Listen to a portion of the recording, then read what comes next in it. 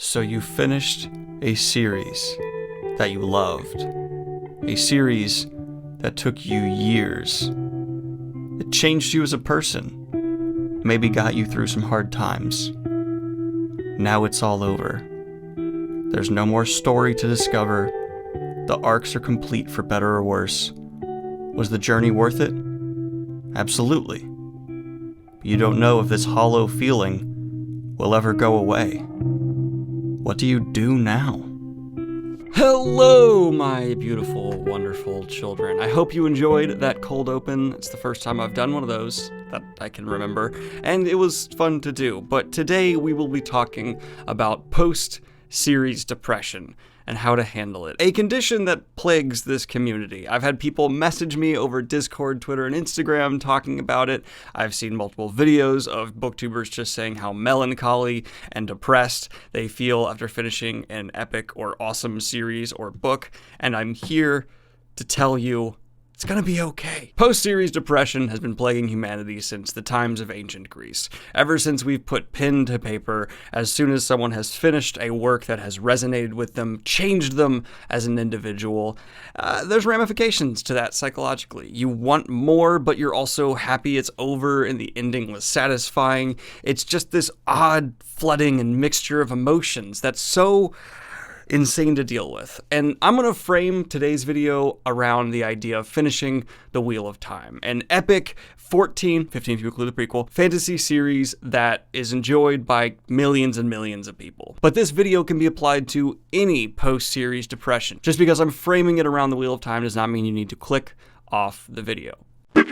And no, there will be no spoilers for anything in this. No need to tread carefully. People ask on like the weirdest videos, give me spoilers. No, there's no spoilers here. Also, I left my lights on pulsate just to bother people, so deal with that. So you just put down the final book in the Wheel of Time series, A Memory of Light. You're done. The ending? You've loved it. This is the hypothetical for this situation. I'm not saying you will love the ending of Memory of Light. I found it to be really good, but like, let's just follow the hypothetical here, okay? Let's just follow it. You finished it, and you are filled with a flooding of emotions. The characters you have spent years following have no more stories to tell you. You've reached the conclusion of countless arcs, and the way this series that you are finishing has affected your life will forever resonate with you. What do you do now? There's 4 options in front of you. 1, never ever read again, because nothing will ever live up to what you just finished. I do not recommend this path. You will not like this one. It's bad. It's the worst path. This path gets a D-. It's basically quitting life. And the only reason I bring this one up is I know people who have finished various series and they just stop reading after that. Like, they finished Harry Potter, for example, and they're just like, I'm done. That was great, and I'll never top that, so we're never going to read again. Nope.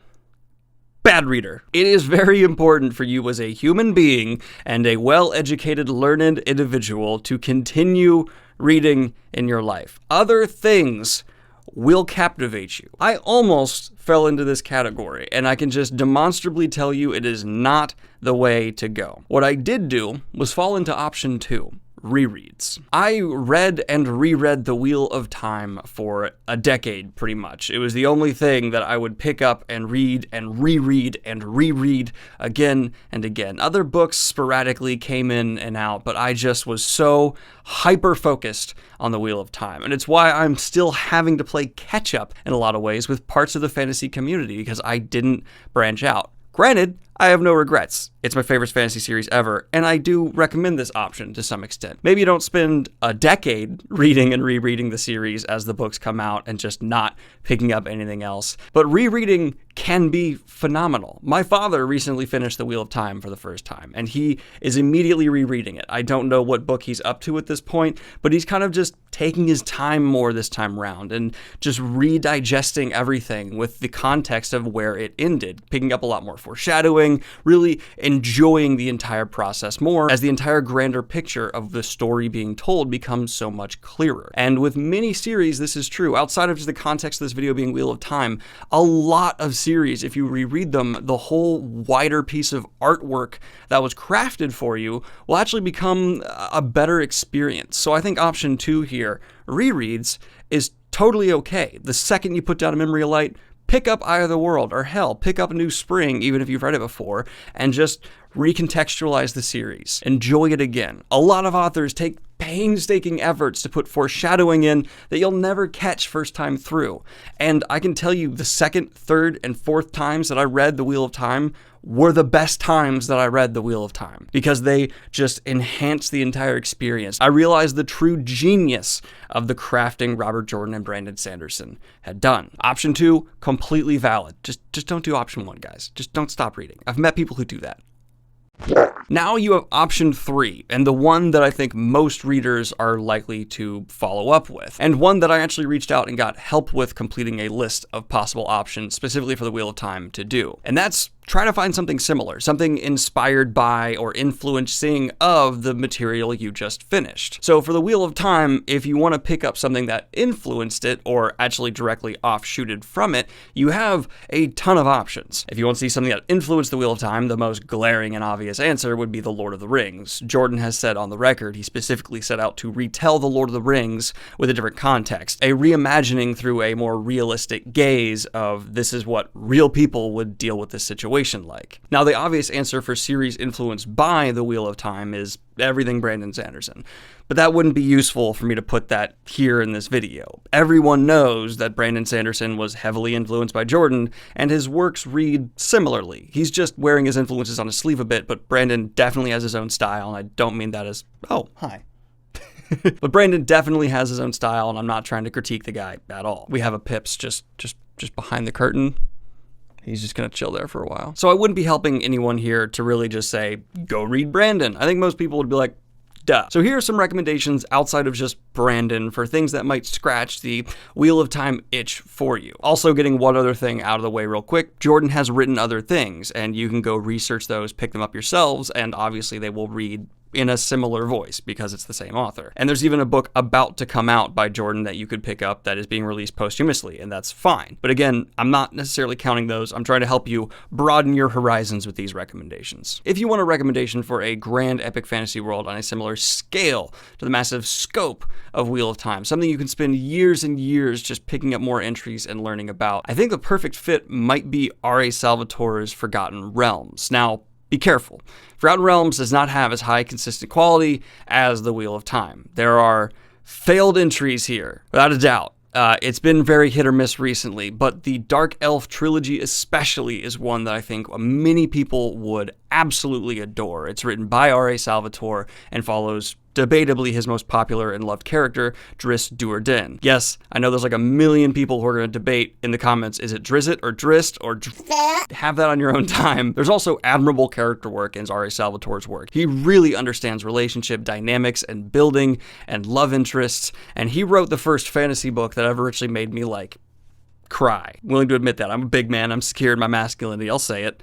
I cried at insert spoiler here. What if you just really loved the concept behind the Wheel of Time? That idea of retelling The Lord of the Rings with new lenses. That's fascinating. And I'm in the middle of a series that's doing that in a whole other direction from Watt, but it's doing it extremely well, and that's The Dark Tower by Stephen King. This is high epic fantasy from the master of horror and thrills himself. He wanted to set out and create his own epic high fantasy that actually connects like a lot of his works. And Dark Tower is an okay way to enter the Stephen King universe if you haven't checked it out before. Kind of contradicting myself in past videos there, but I said kind of good, not great. But if you're interested in a retelling, a different examination of the roots of fantasy in The Lord of the Rings, I think Stephen King's Dark Tower does an exceptional job. Definitely one of the best of all time in that exact context. And it's in a similar vein of Wheel of Time, of having that same origin and branching off. And for the final category here, I actually want to get someone's taste outside of my own. So I reached out to Sarah, our resident lore master for the upcoming Wheel of Time TV show,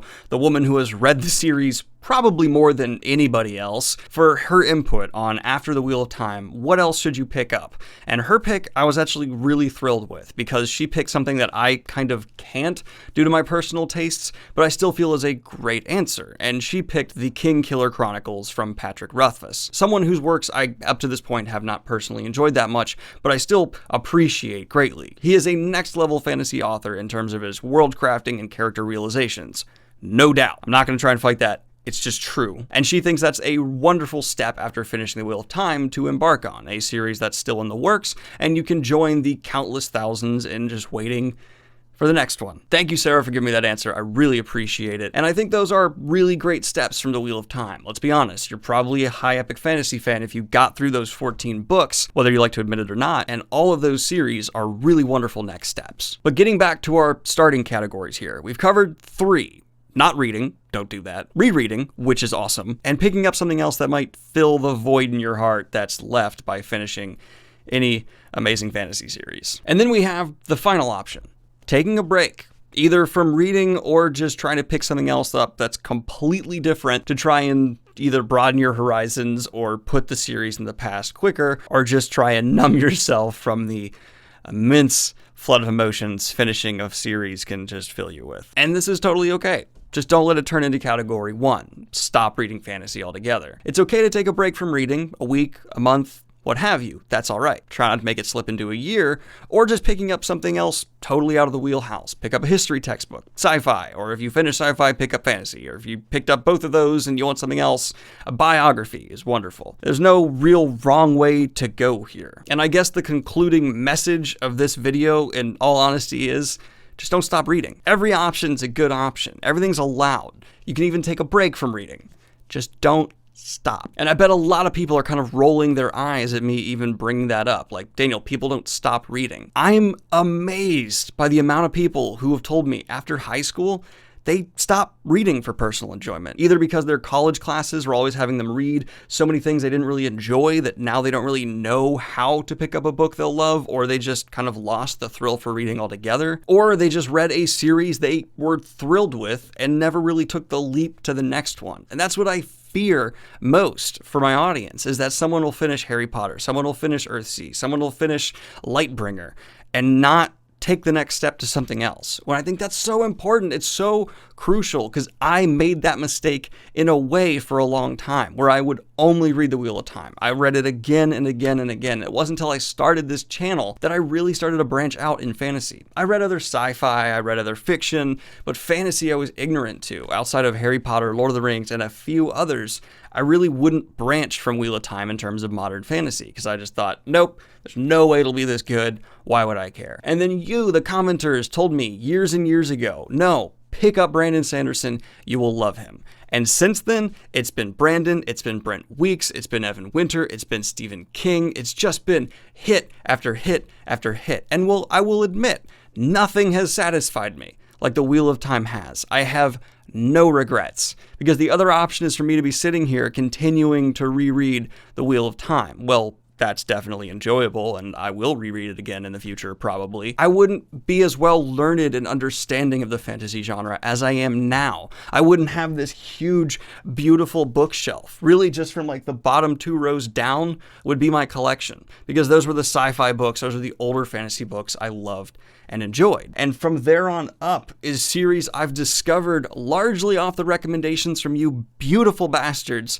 on the other end of this camera I'm staring into. And I appreciate that so goddamn much. So from the bottom of my heart, thank you. And please, for the love of God, keep reading. Bug your friends to keep reading. No one is ever a bad person for recommending a book. Read. I don't know how else to end this video by saying read again and again. Do it! Anyway, guys, like and subscribe if you have not already. Hit the Patreon if you want to support what I do here. And have a good one, y'all. Peace! And of course, I want to record a special shout out to my 2 latest high tier Patreons, Jeremy Turner and Corey M. Jordan. Thank you guys so much. We had a recent flood on the Patreon, and it means the world. I hope you guys are having a good one. Peace.